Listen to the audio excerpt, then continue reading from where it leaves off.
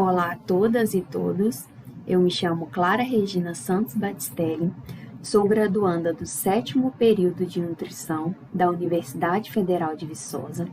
Atualmente sou bolsista de iniciação científica PIBIC-CNPq em um projeto do Laboratório de Estudos em Planejamento e Gestão em Saúde LabPlangest e do Programa de Inovação em Docência Universitária PRODUS da UFV, coordenados pela minha orientadora, professora Rosângela Mitricota.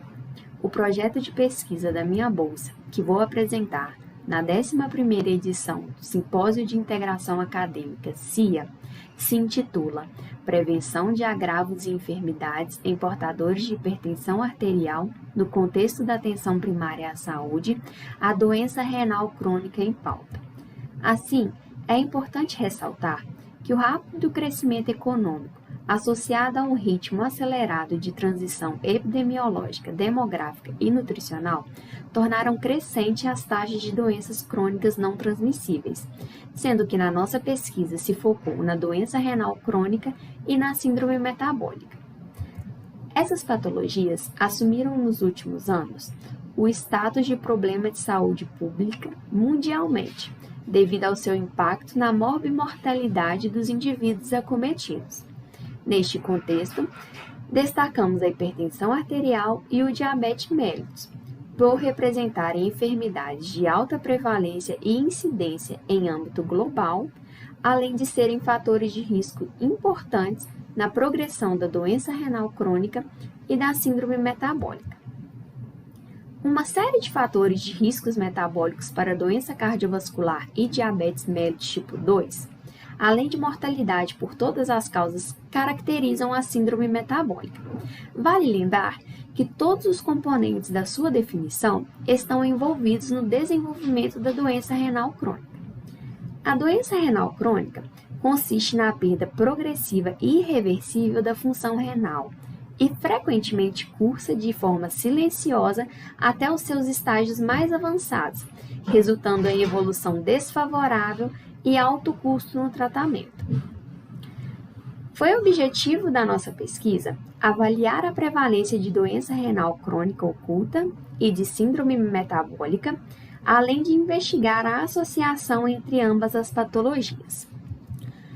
A metodologia do estudo consiste em um estudo transversal com uma amostra de 840 indivíduos com diagnóstico de hipertensão arterial e ou diabetes mellitus para avaliar a prevalência de doença renal crônica oculta.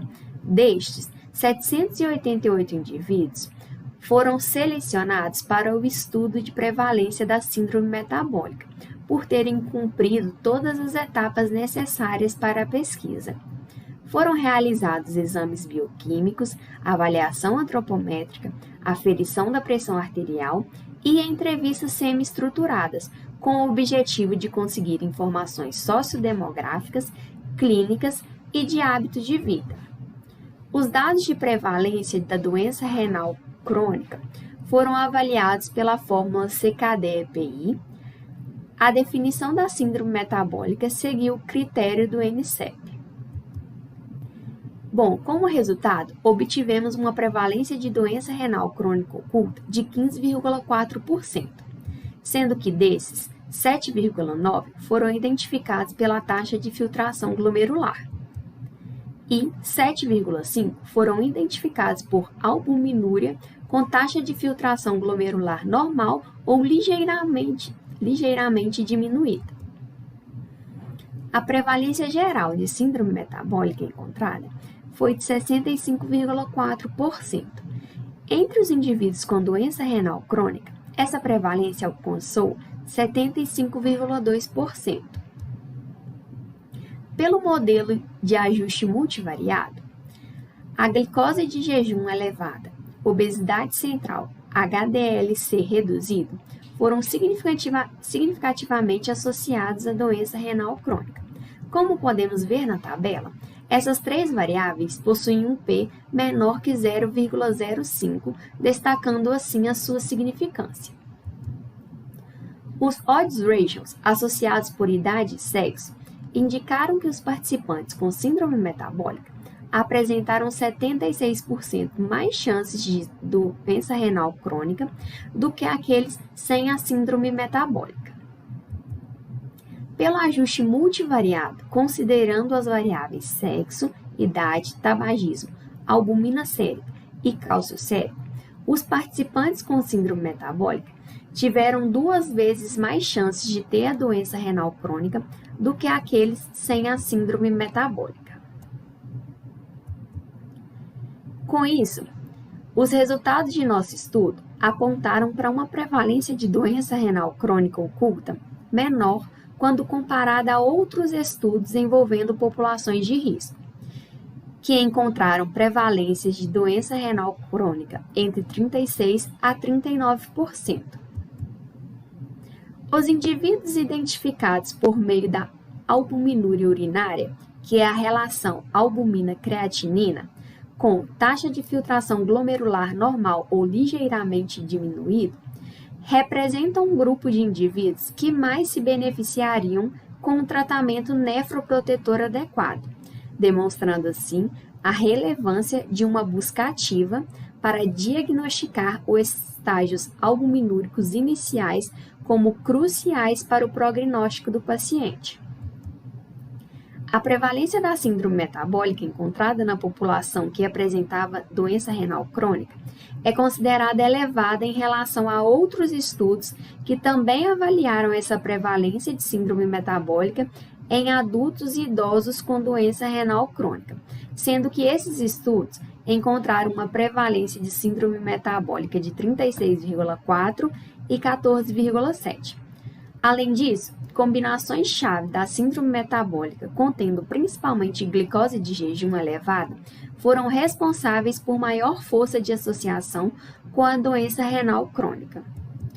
Nossa pesquisa sugere que os esforços em prevenção, tratamento e controle da doença renal crônica e da síndrome metabólica, junto a seus fatores associados, devem ser uma prioridade das políticas de saúde, reforçando assim a importância estratégica da atenção primária à saúde na promoção da saúde, na prevenção e diagnóstico de doenças e agravos, já que esta é a porta de entrada dos indivíduos nos serviços de saúde. Queria destacar que, como bolsista PIBIC-CNPq, tive a oportunidade de me capacitar e exercitar todas as etapas de uma pesquisa científica, o que culminou na minha coautoria na publicação em importantes periódicos internacionais de 2 artigos científicos.